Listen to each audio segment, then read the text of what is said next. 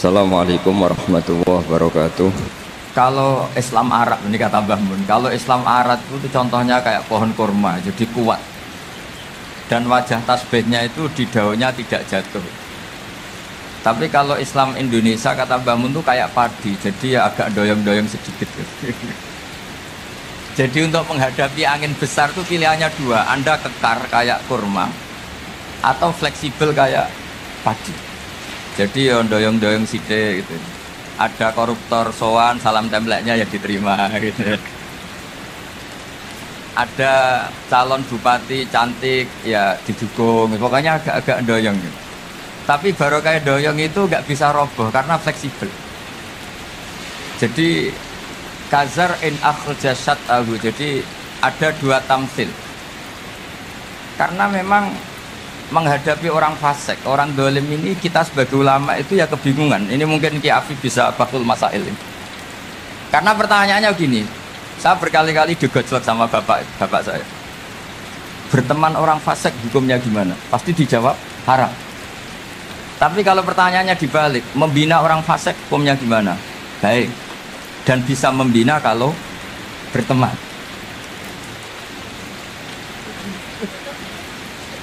Makanya Gus Azaim pernah bikin seni deh, muktamar seni. Ya, anggap saja madhabnya seperti itu. Jadi ya agak doyong-doyong sedikit. Masa ketop berteman orang yang macam-macam. Tapi itu fleksibel. Nyatanya tetap soleh sampai sekarang gitu. Itu berarti itu ya gitu kata Mbah Mun itu. Jadi untuk menahan angin yang besar pilihannya hanya dua. Anda kokoh kayak pohon kurma atau fleksibel kayak padi. Nah, Islam Indonesia kata Mbah Mun itu pari wae katanya, padi. Jadi ungkapan-ungkapan para masyayikh ini penting karena khazanah yang saya baca. Saya berkali-kali cerita ini dalam kitab Khilyatul Auliya. Itu Abu Nu'aim Al-Asfihani cerita tentang riwayat Sufyan bin Uyainah. Ini gurunya Imam Syafi'i. Itu setiap kali Nabi Isa dan Yahya, ini dua nabi yang sekurun, sama-sama masih muda. Nabi Yahya itu senengannya dolan ke orang-orang soleh, menyambangi orang-orang soleh. Tentu itu bagus. Tapi kalau Nabi Isa ini suka menyambangi orang-orang yang fasik, orang-orang yang nggak jelas. Ketika dua beliau ini ketemu, tentu yang perlu jawaban Nabi Isa karena kontroversi, berteman sama orang-orang yang nggak jelas. Kata beliau, innama ana tabibun udawil mardo. Seorang kiai, seorang nabi, orang yang baik itu ibarat dokter. Di mana-mana dokter tuh ngobati orang yang apa? Sakit.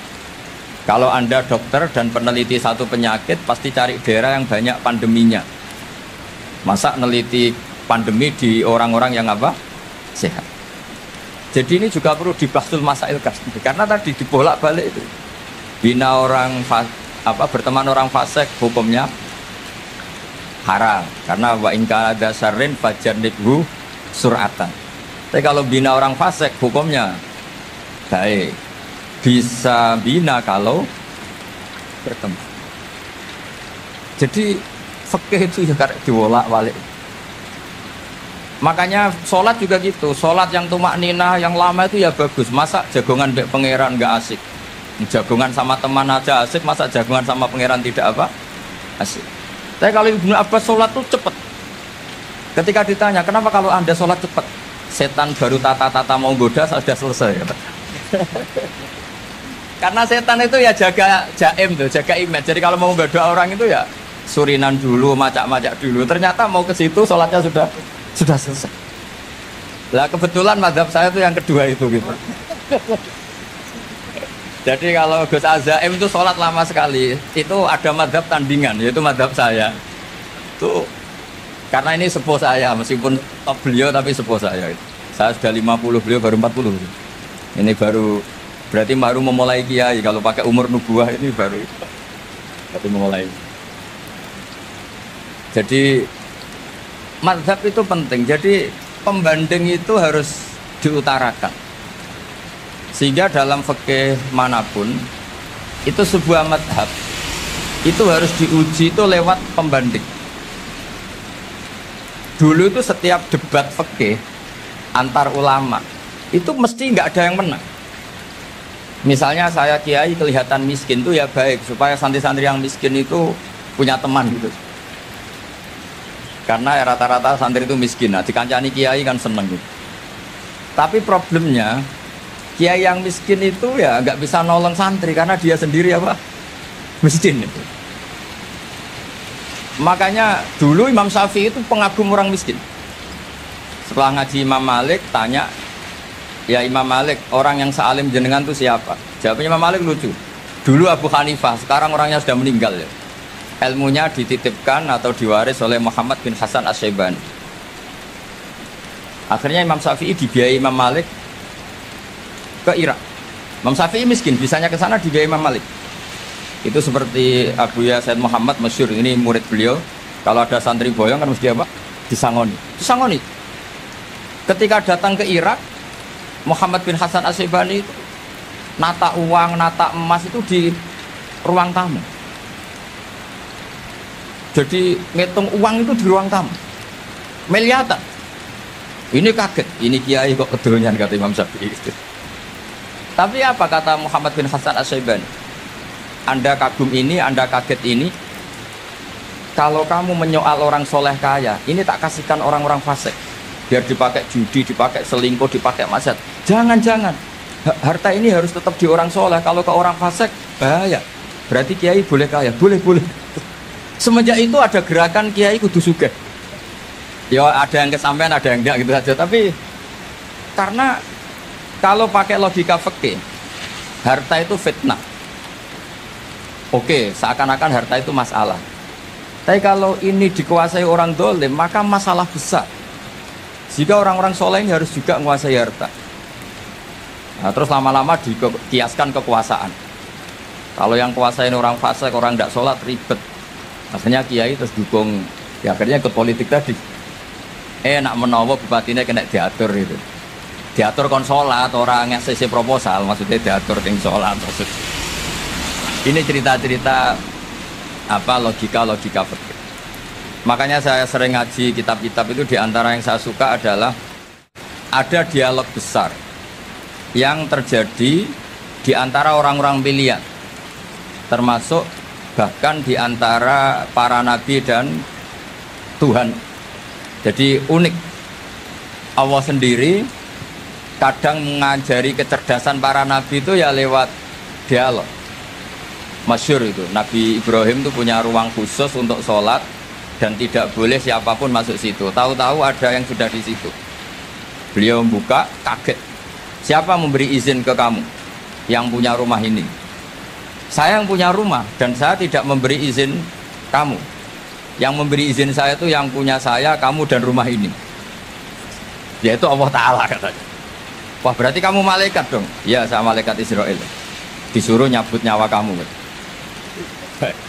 Ya agak sopan karena nggak pernah mondok di Salafiyah itu. Akhirnya Nabi Ibrahim bilang, wah itu keliru, Anda pasti keliru. Hal ra'aita habiban yumitu habibah, hal ra'aita khalilan yumitu khalilah. Saya ini Khalilur Rahman, saya ini kekasih Allah. Masa ada kekasih bunuh yang dikasih? Itu Israel akhirnya ngaji, masuk akal juga. Ternyata perintah ini mungkin hoax ya. Pokoknya dia terus mikir akhirnya. Iya ya, masa ini kekasih Allah kemudian oleh Allah dibunuh, dimatikan. Terbanglah Israel, matur lagi, ya Allah, kata Ibrahim, hal ra'aita khalilan yumitu khalilah. Masa kekasih bunuh yang dia apa? Kasih. Kayaknya masuk akal Gusti.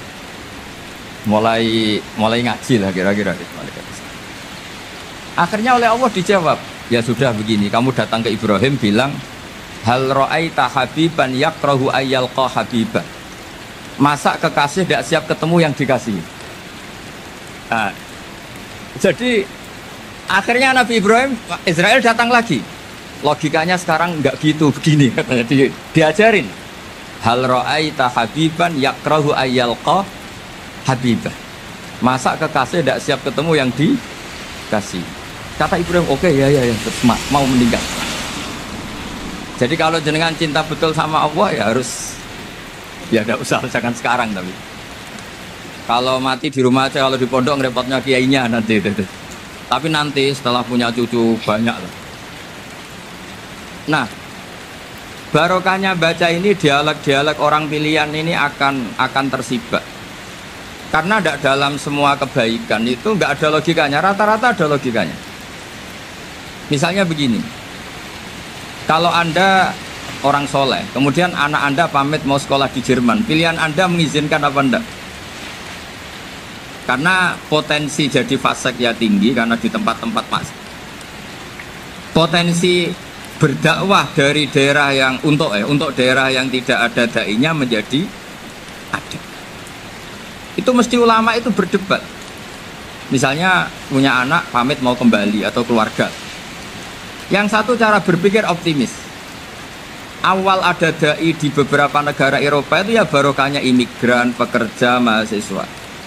Dan semua itu bumi Allah, harus ada tasbih, harus ada tahmid. Dan itu harus dimulai dari kemauan atau mengizinkan anak asuh kita ke sana. Tapi di sisi yang lain potensi jadi fasik itu tinggi sekali. Mana iman pas-pasan. Nah, hal-hal seperti ini itu pasti jadi perdebatan. Dan kita harus menjawab. Dan tadi kayaknya di semua Basul Masail Pondok Salafiyah jawabnya pede semua, nggak ada ragu, nggak ada khilaf. Baguslah kalau pede.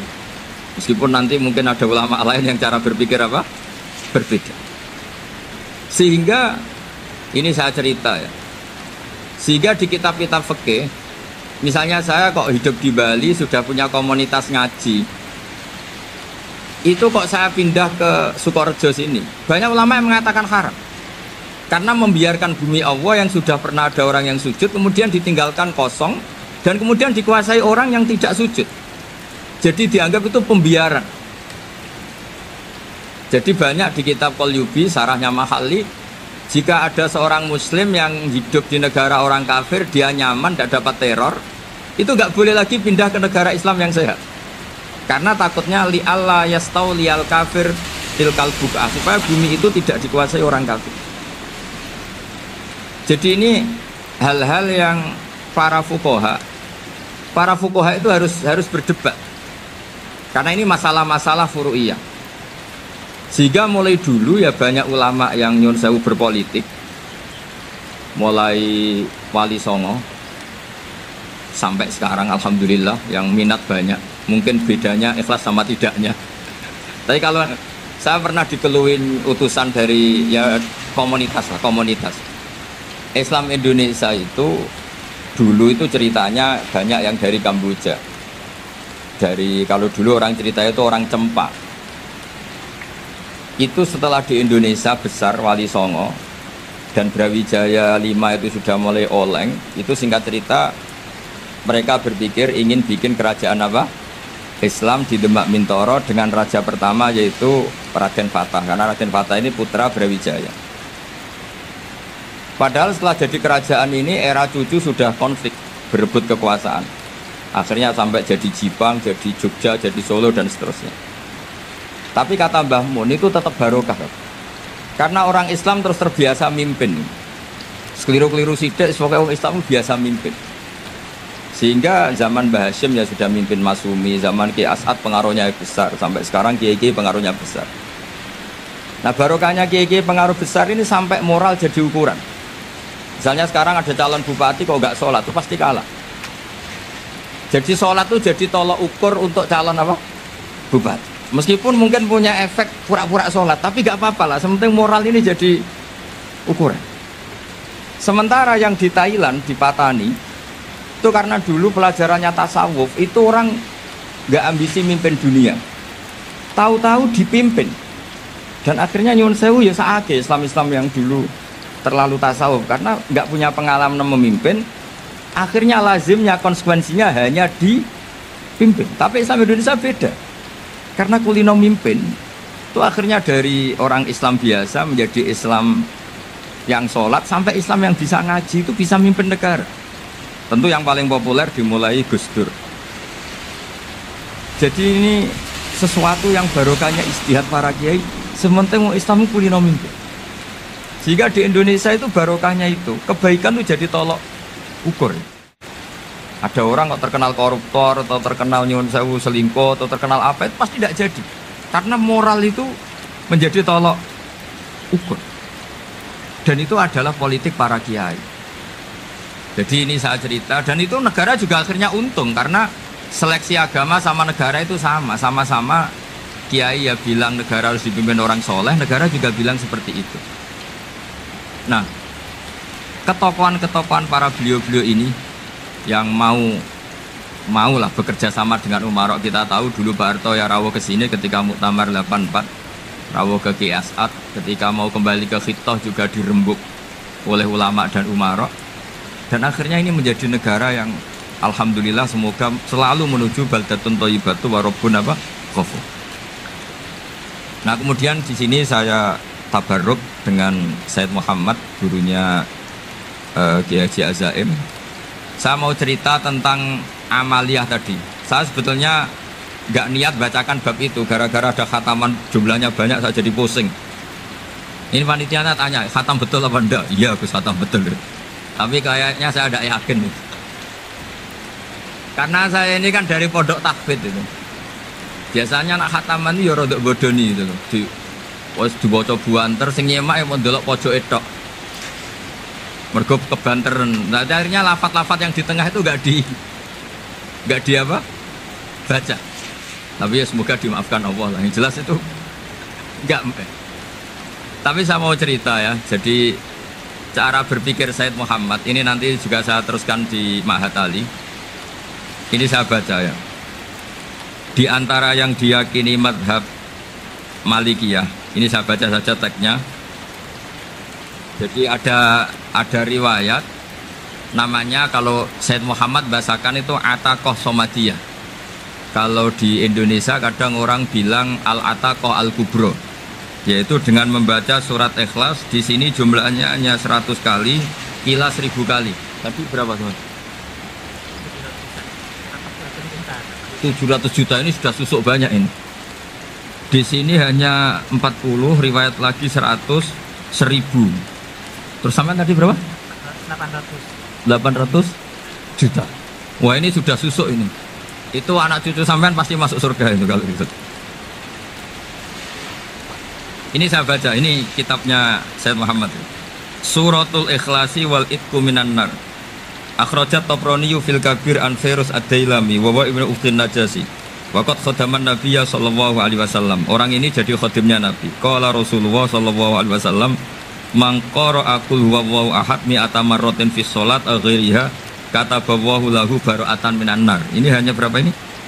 Mi'ata marrah. Berarti kalau satu orang itu cukup 100. Tadi sudah untuk 7 turunan tadi, untuk orang benar.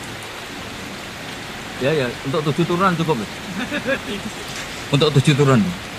Ya, sudah susuk ini, sudah susuk ini. Duh, ribet ini. Nah, ini tak cari pembenarannya, ini supaya keren. Ini di halaman 188 Abwabul Farad. Warwa Ibrahim bin Muhammad Al-Khiyari fi fawaitihi an Hudzaifah marfu'an. Man qara'a qul huwallahu ahad alfa marratin faqad ishtara nafsahu minallah. Berarti 100, ada riwayat lagi 1000. Nanti tak carikan lagi yang berapa? Jangan banyak-banyak. Nah, ini saya baca ya. Wa hadzal adatu huwa al-ma'rufu bi ataqatis somadiyah.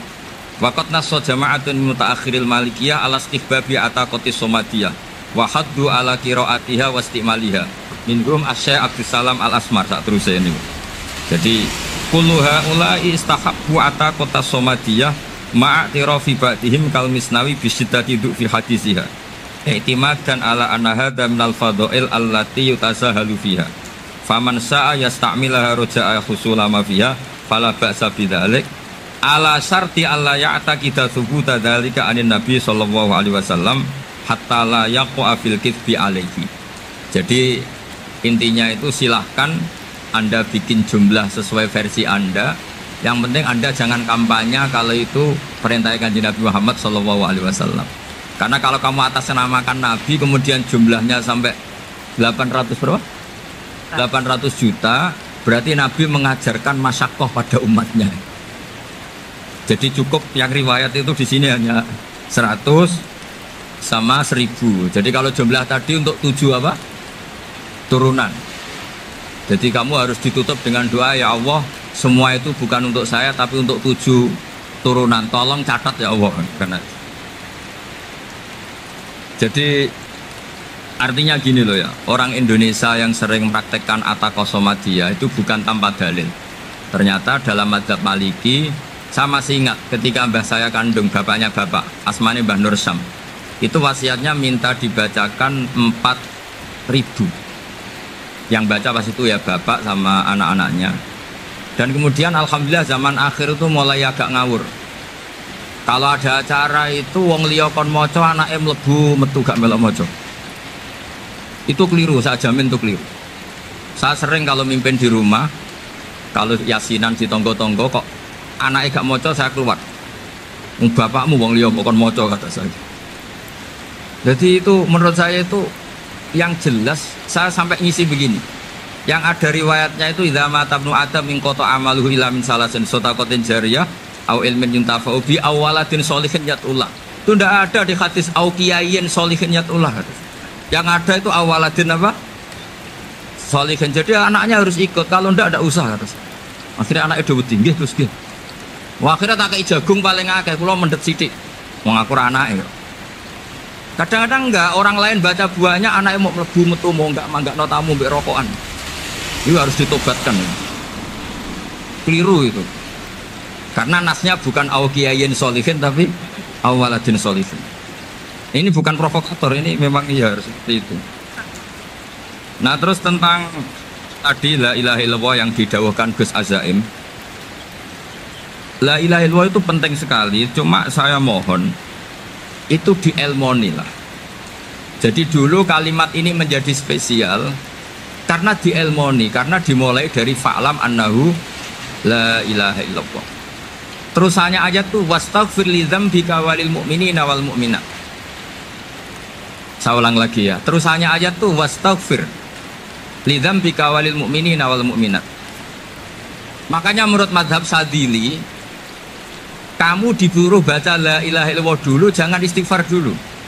Saya ulang lagi ya. Dalam mazhab Sadiliyah itu la ilaha illallah dulu, nggak boleh istighfar dulu. Alasannya masuk akal. Orang yang kafir 70 tahun itu sekali baca la ilaha illallah itu langsung yughfar lahu ma qad salaf. Jika la ilaha illallah sendiri sudah punya kekuatan supaya dosa kita diampuni. Qul lil ladzina kafaru iyantahu yughfar lahum ma qad salaf. Cara menghentikan kekafiran gimana? Dia melafadzkan la ilaha illallah. Ini kalimat yang begitu saktinya sampai orang yang kafir puluhan tahun itu dosanya semuanya terhapus hanya karena melafadzkan la ilaha illallah. Nah, makanya kata Abdul Hasan Asyadili wastaghfir lidzambika ay bihadil kalimah. Seseorang sah di istighfar itu kalau melafadzkan la ilaha illallah. Misalnya ada orang kafir mati kafir, sah nggak anak cucunya mengistighfari dia? Tidak sah karena belum melafadzkan la ilaha illallah. Makanya kata Abdul Hasan Asyadili wastaghfir lidzambika ay bihadil kalimah. Sehingga lafadz ini spesial betul. Tapi kadang-kadang beberapa mursyid cara berpikir lain. Ini kalimat thayyibah harus dibaca orang suci sehingga mendahulukan apa? Istighfar.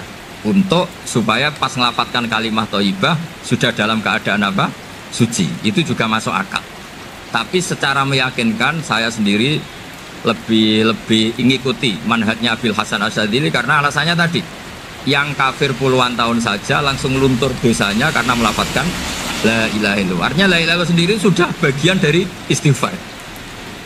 Nah, ya tadi buktinya fa'lam annahu la ilaha illallah terus wastaghfir lidzambika walil mu'minina. Jadi orang sah diistighfari itu setelah dipastikan sah tauhidnya. Jadi setelah tauhidnya sah yaitu la ilaha illallah baru sah apa? Diistighfari. Sehingga orang kafir, saya ulang lagi, orang kafir yang mati kafir anak cucunya tidak boleh apa? Tidak boleh menistighfar. Terus saran saya kedua, la ilaha illallah itu filosofinya itu nafyun li uluhiyati ghairillah wa isbatun li uluhiyatillah wahda. Filosofi la ilaha illallah itu gimana? Menafikan semua selain Allah itu tidak Tuhan dan hanya menuhankan Allah semata. Lah itu caranya gimana?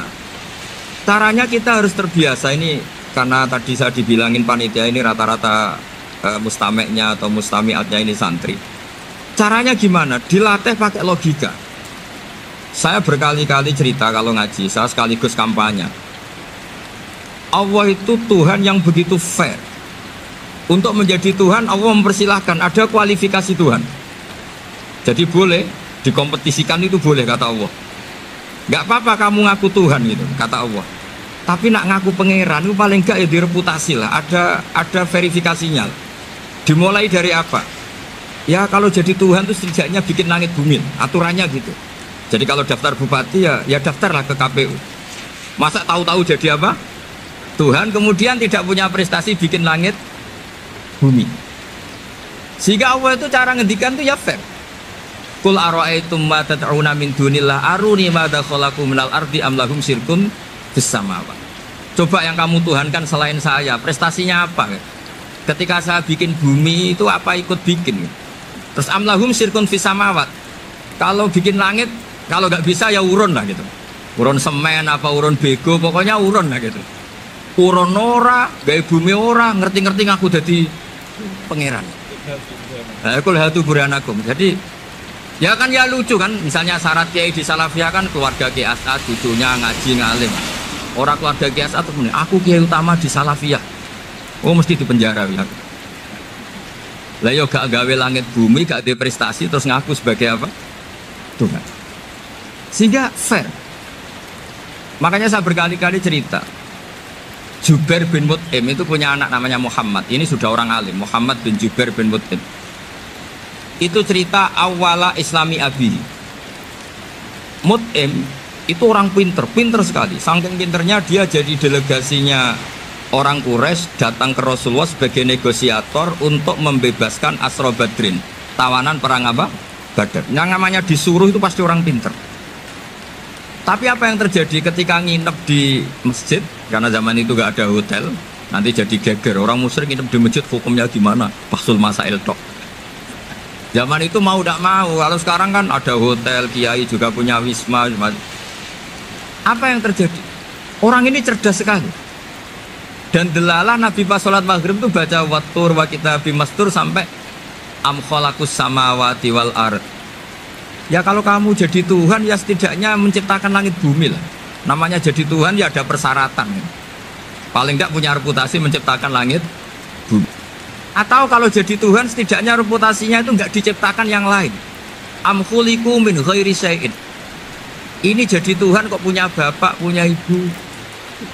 Ini jadi Tuhan kok lahirnya di bumi. Ada tanggal lahirnya, ada tahun. Masa jadi Tuhan kok dulu buminya semuanya walhasil tuh. Akhirnya Nabi ketika salam sholat maghrib dia datang, ya Rasulullah, akalku habis oleh ayat yang barusan kau baca. Sudah saya Islam saja. Argumentasi selain Allah Tuhan itu batal. Itu, nah saya mohon santri-santri Salafiyah itu baca Quran sampai seperti itu. Jadi jangan hanya khataman banyak-banyakan maksudnya. Ini bukan nyindir ini, ngamuk ini. Jadi ya khatamannya tadi lah 1000 atau berapa lah, jangan banyak-banyak. Juga kasihan malaikat yang nyatet kan. Wong baru subhanallah alhamdulillah aja di teks hadisnya abad al malaikah gak ditete.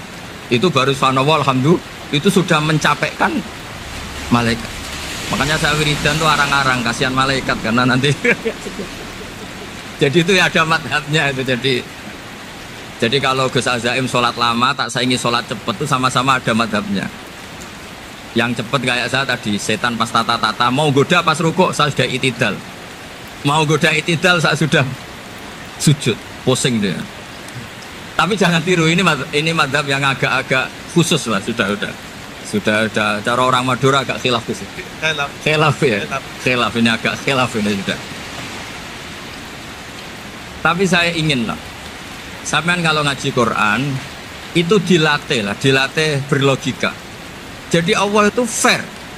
Gak apa-apa kalian ngaku Tuhan tuh gak apa-apa, tapi tunjukkan prestasi kamu apa. Aruni madza khalaqu minal ardi am lahum syirkun bersama. Am khalaqus samawati wal ard. Diulang lagi am khuliqu min ghairi syai'in. Setidaknya kalau jadi Tuhan itu ya nggak butuh yang lain lah. Masa jadi Tuhan kok wujudnya saja butuh orang lain, butuh bumi eksistensinya butuh makan, butuh minum.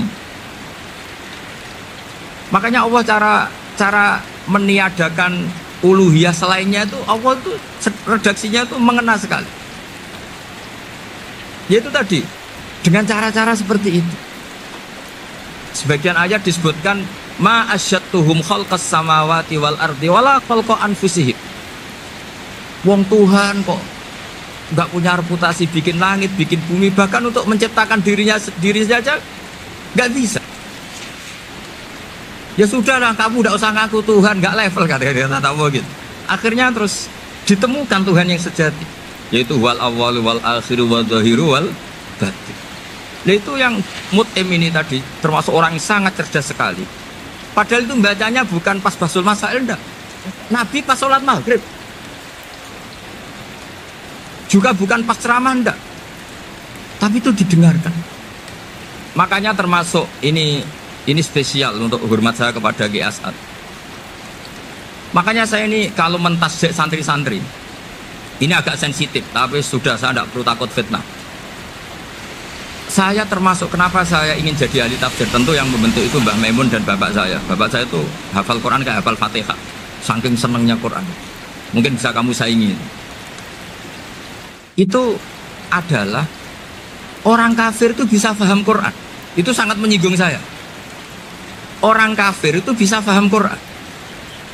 Ketika Umar Islam itu karena mendengar apa coba? Mendengar apa? Quran. Dan itu masih kafir apa sudah Islam? Masih kafir karena kalimat-kalimat yang di Quran itu begitu jelas wal kitabil mubin sehingga didengarkan orang kafir pun tuh ngefek. Makanya ketika Umar datang ke saudari putrinya kemudian dengar Toha ma anzalna alaikal Quran apa? Litasqa, itu dia terus iman. Begitu juga Mut'im. Itu ketika dengar Nabi baca surat At-Tur ya langsung iman. Makanya kata Ibnu Jarir At-Tabari, kamu jangan pernah bilang gini, syaratnya paham Quran itu harus alim, harus gini. Lah nanti berarti orang kafir punya alasan di depan Allah, ya Allah, engkau ngadani kami dengan Quran yang nggak bisa difahami kecuali alim dulu. Lah saya alim gimana? Nggak pernah mondok. Mondok gimana? Saya kafir. Jadi artinya gini loh, kata Ibnu Jarir At-Tabari, Allah tidak mungkin mengatakan gini, ifhamil Quran bima la fahmalaka. Quran itu harus kamu fahami. Sementara orang kafir karena lafadznya Quran khusus gak bisa memahami. Makanya Quran itu dibaca. Itu banyak orang kafir yang menjadi muslim karena mendengar apa? Al-Quran. Padahal kafir. Nah termasuk tadi Muhammad bin Jubair bin Mut'im ini itu menjadi Islam ya karena mendengar Quran. Padahal dia saat itu masih apa? Kafir. Karena tadi logika misalnya nggak paham secara lafaz Arab. Sekarang misalnya nyuwun sewu ada orang ateis. Saya pernah didatangi seorang ateis yang nggak percaya Tuhan. Saya mau Islam Pak Ba, asal Anda bisa menjelaskan Tuhan itu siapa. Coba Quran dibaca secara makna, tidak secara lafaz tapi secara makna. Begini misalnya, ada orang ateis datang ke saya, Pak, saya mau Islam, asal Anda bisa menjelaskan Tuhan itu siapa. Terus saya tanya, ini ngajak goblok-goblokan apa pinter-pinteran? Kata saya. Terus dia jawab, ngajak pinter-pinteran Pak, saya ini doktor katanya. Maksudnya di akademiknya dia doktor, mungkin jurusan matematika atau apa, tapi di ketuhanannya jeblok. Terus tak tanya, kalau ini ada kertas, kamu suka ada rumusnya apa suka ada? Ya suka ada rumusnya. Kenapa ada kertas? Ya karena ada yang bikin. Nah kira-kira berstatus membikin atau membuat itu sesuatunya maujud apa enggak? Ya pasti maujud lah, pasti ada. Ya sudah, anggap Tuhan itu adalah sebab dari semua yang ada. Masa alam yang seperti ini, langit dan bumi ini maujudat, kemudian kamu katakan kholaqohal adam, bahwa alam raya yang maujud ini diciptakan oleh ketiadaan. Ya juga, berarti Tuhan itu ya. Ya itu yang namanya Tuhan. Lah mulai dulu kiai-kiai ngomong gitu kan saya Islam katanya. Jadi kiai-kiai itu kadang-kadang kalau dakwah pokoknya kabeh itu digawe Tuhan. Beda dengan dakwanya orang-orang mantek. Orang-orang mantek itu kan nggak pernah nyebut Allah. Ini alam hawadis, la budda min muhdis. Meskipun mereka, nah muhdis ini menurut Islam namanya Allah. Tapi sebetulnya kan nggak langsung bilang Allah. Jadi tak kasih tahu, alam raya ini mewujud nggak? Ya mewujud Pak. Bisa nggak sesuatu yang nggak ada menjadi faktor wujudnya yang ada? Ya nggak bisa, namanya nggak ada itu nggak bisa jadi faktor. Nah itu hebatnya ulama-ulama kita ketika mengenalkan Allah itu siapa? Zat yang wajibil wujud. Jadi kita ini kalah pinter ulama-ulama dulu. Ya alhamdulillah kalahnya sama ulama dulu. Kalau kalah sama ulama sekarang isen Pak. Jadi ulama dulu sudah pinter. Pasti pertanyaan dasar manusia, hadil maujudat itu man khalaqaha, siapa yang menciptakan? Kalau kamu langsung jawab Allah atau Tuhan, mereka pasti tidak nerima. Ya jawab saja, hadil maujudat mesti khalaqaha maujudun. Nah berhubung maujud ini berstatus pencipta, harus super. Nah super ini oleh ulama disebut wajibul wujud atau musabbibul asbab, yang oleh Islam dinamai Allah. Tapi kita langsung ngomong Allah, ya mesti aja bingungkan kan bagi yang bingung maksudnya. Ya saya mohonlah kalimat-kalimat la ilaha illallah itu diamati lah, diresapi sampai seperti penjelasan saya ini, sehingga punya kualitas ilmu. Karena syaratnya memang fa'lam, harus punya kualitas apa? Ilmu. Ilmu itu apa? Ma'rifatus syai' ala ma huwa alaih. Mengenal sesuatu sesuai detail-detail sifatnya sesuatu itu. Misalnya kalau Allah sudah jadi Tuhan, ya harusnya qabla kulli syai'. Masa Tuhan sama yang dituhani wujudnya dulu yang dituhani, ditemukanlah sifat awal atau qadim. Makanya benar Gus Azaim tadi, kalau sudah bertauhid harus hafal akidah berapa khamsin. Dimulai apa? Wujud. Kenapa harus dikatakan wujud? Karena alam raya ini kadung maujudat. Hadhil alam maujudun.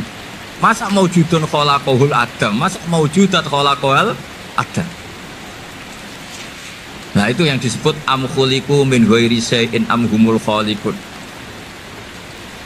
Jadi saya mohon semohon-mohonnya, cobalah tradisi-tradisi lihat baru ayat ini dihidupkan lagi, sehingga kita baca Quran itu sekaligus menjadi orang yang sangat argumentatif. Karena Quran adalah qul falillahil hujjatul baligh. Dilatih. Jangan bosan dilatih.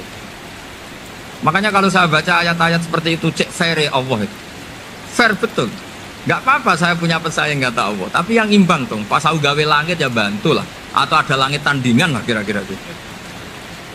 Kalau saya bikin bumi ya ada bumi.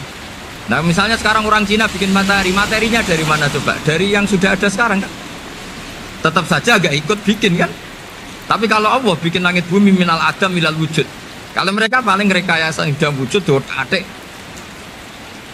Nah harus sampai seperti itu. Sampai kata Gus Azim kul hatu apa? Burhanakum dan. Jadi ini cara-cara kita untuk menguatkan iman. Aruni madza khalaqu minal ardi am lahum syirkun fis samawati. Terus kata Allah, itu nih bi kita min qabli hadza au atharatim min ilmin. Kalau kamu nggak setuju teori ini kata Allah, cari kitab suci versi Anda. Aturan jadi Tuhan itu apa sih? Ya tetap saja semua kitab suci akan mengatakan di mana-mana Tuhan itu pencipta langit dan bumi. Jangan yang lahir di bumi jadi Tuhan. Jangan Lata Uzza jadi Tuhan. Jangan karena sakti jadi Tuhan. Nah ini di sini pentingnya ilmu balaghah, ilmu mantek yang alhamdulillah di pondok-pondok kita masih diajari. Makanya kata mantek sebetulnya ilmu akal hanya menemukan hadil maujudat khalaqaha maujudun. Nah yang maujud ini siapa? Ya wajibul wujud. Nah kemudian Islam menamai ini Allah Subhanahu wa ta'ala. Makanya ulama dulu itu kalau ngetikan Allah itu siapa? Zat sing wajibul wujud. Itu filosofinya luar biasa. Karena dengan seperti ini bisa menafikan teori ateisme bahwa alam raya ini diciptakan oleh ketiadaan. Makanya saya bilang tadi, ngajak goblok-goblokan apa pinter-pinteran. Lah nek ngajak goblok-goblokan yang ini, hadhil maujudat khalaqahal adam. Terus kita goblok bareng. Loh iya kan barang maujud diciptakan yang tidak maujud. Wong ora wujud kok mempengaruhi sing wujud. Ya monggo nek goblok bareng kata. Akhirnya, gak Gus, saya ini dokter masa kamu ajak goblok? Ya sudah pinter saja kata saya. Alhamdulillah karena debat kecil ini dia menjadi nyaman lagi dengan apa? Islam. Memang saya tentu nggak bisa disalahkan doktoralnya karena di ilmu yang selain apa? Teologi gitu. Tapi kan polanya dia pasti pinter. Makanya ini sekaligus mengingatkan anak-anak lah. Kecakapan menjelaskan itu harus dilatih karena di antara kelebihannya Quran itu wal kitabil apa? Mubin, yaitu kitab yang punya kemampuan menjelaskan. Ini yang terakhir saya beri contoh. Terakhir ini penjelasan Quran. Dulu orang kafir itu cara berpikir itu begini, Muhammad, urusan kita ini banyak, problem kita banyak. Masa iya urusan yang banyak ini cukup dengan satu Tuhan? Kalau problem banyak ya Tuhannya harus banyak. Ada Tuhan pohon, Tuhan hujan. Ya kayak Cina itu ada Dewi Kuan Im keberuntungan, ada yang sial, yang pokoknya diurus yang banyak loh. Maka mereka bilang aja'alal alihata ilaha wahida inna hadza la syai'un ujab. Ini aneh, urusan banyak kok Tuhannya satu, ini aneh lah. Tapi Nabi secara sabar, dan yang diomongnya orang kafir, tidak anak Mahatali, orang kafir. Jadi nanti kalau anak Mahatali gak paham Quran kebangetan, orang kafir saja paham. Akhirnya Nabi secara santai, secara rileks memberi penjelasan gini. Kalau Anda menjadi buruh, kalau orang Arab dulu bilang abdan, kamu suka nggak punya majikan banyak, perintahnya beda-beda, semuanya memaksa kamu untuk nurut. Sama punya majikan satu yang baik. Ya nggak suka lah Muhammad, kalau majikan saya banyak, semuanya berhak merintah saya, nggak enak. Majikannya satu saja, satu saja. Terus kata Nabi, Tuhanmu itu majikan kamu. Kalau Tuhannya banyak, kamu bingung, berarti perintahnya banyak. Akhirnya mereka paham. Dan itu segampang itu Allah memberi penjelasan. Daraba wa masalah rojulan fihi syuraka umutasyakisuna wa rojulan salamal lirojul hal yastawiyahani masalah alhamdulillah. Langsung diberi analogi. Kalau kamu jadi buruh, punya majikan banyak yang perintahnya beda-beda. Kemudian jadi buruh yang majikannya satu, kamu milih mana? Ya milih satu Muhammad. Ya sudah. Kalau Tuhannya banyak, perintahnya banyak, kamu juga bingung. Langsung menjadi paham. Nah, ketika ada orang tidak ikhlas, Nabi cara memberi penjelasan juga gampang. Misalnya saya dikasih uang Gus Azaim 1 juta. Kemudian matur nuwun saya sama Pak Afif. Ya, aneh nggak? Saya ini orang aneh nggak? Orang aneh nggak? Itu Nabi kalau mencontohkan orang tidak ikhlas gitu. Kata Rasulullah, orang tidak ikhlas itu sebagaimana orang beli budak. Min kholisi malib. Budak itu dibeli dari uangnya sendiri. Kemudian fa'amila hadal abdu, budak ini kemudian bekerja dan a'tohullatahu, hasilnya dikasihkan sama orang lain. Terus Nabi memberi percontohan, ayasurrukum ayyakuna abdukum kadzalik. Apa kamu suka kalau budak kamu seperti itu? Dulu orang-orang dulu kan beli budak untuk disuruh bekerja, terus disuruh setor apa hasilnya. Jadi budaknya kamu yang beli, yang biayai. Kalau sekarang mungkin gak ada budak, gini lah. Saya nyuruh Zaid, tak kasih mobil, tak kasih bensin, tak kasih uang jalan supaya narik angkot. Hasilnya disuruh ngasihkan saya. Ternyata dikasihkan orang lain dan matur nuwun sama orang. Kamu suka punya budak seperti itu? Ya tidak suka ya Rasulullah. Ya ibaratnya seperti itu. Bumi yang bikin Allah, nyawa kamu yang bikin Allah, semua fasilitas dari Allah. Kemudian kamu menyembah selain Allah. Segampang itu. Dan Nabi telaten sampai dulu yang mayoritas orang kafir menjadi mayoritas Muslim, dan semuanya tanpa paksaan, la ikroha fiddin, karena qad tabayyana rusdu minal. Nah, cara tabayyana gimana? Yaitu punya kemampuan menjelaskan. Wal kitabil apa? Mubin. Ini makanya saya mohon lah, ini saya mohon semohon-mohonnya anak-anak ini kan kader-kadernya Mbak Samsul Arifin, Mbak As'ad, Gus Fawaid, sekarang Gus Azaim, semuanya harus punya kemampuan wal kitabil apa? Mubin. Sehingga diantara sifatnya Nabi itu fatonah, punya kecerdasan. Nabi itu gak pernah debat kalah, itu meskipun sudah terdesak gak pernah kalah. Pernah Nabi itu ngendikan la adwa wala tiarata, tidak ada penyakit menular. Ada orang yang mungkin kurang suka iseng, ada onta yang sudah gudiken dijejerno sama yang waras, ternyata yang waras jadi gudiken. Akhirnya Nabi diundang lah kira-kira gitu. Ya Rasulullah, kata engkau gak ada penyakit menular, tapi ini unta yang gak gudiken tak jejerkan yang gudiken ikut gudiken, berarti kan menular. Nabi santai jawab, faman jarrobal awal, lalu yang pertama gudiken ketularan siapa? Kata. Wah kalau ini asli Nabi ya sudah seperti itu. Jadi ngiranya dia menang karena yang budikan pertama nulari yang kedua. Ternyata Nabi tanyanya lagi faman jarrobal awala, yang budikan yang pertama siapa? Oh ini asli ya maksud saya itu. Jadi Nabi itu gak pernah kalah karena Nabi punya apa? Fatona. Jadi saya mohon ya tadi makanya ini efeknya tuh khatamannya gak boleh banyak-banyak ya. Maksud saya kalau musim khataman ya gak apa-apa, khataman banyak-banyak. Tapi kalau gak musim khataman ya musim-musim tadabbur gitu. Tapi kalau ini musim khataman ya monggo lah. Cuma saya kok kasihan malaikatnya tadi itu kok. Ya, matur nuwun minta maaf. Assalamualaikum warahmatullahi wabarakatuh.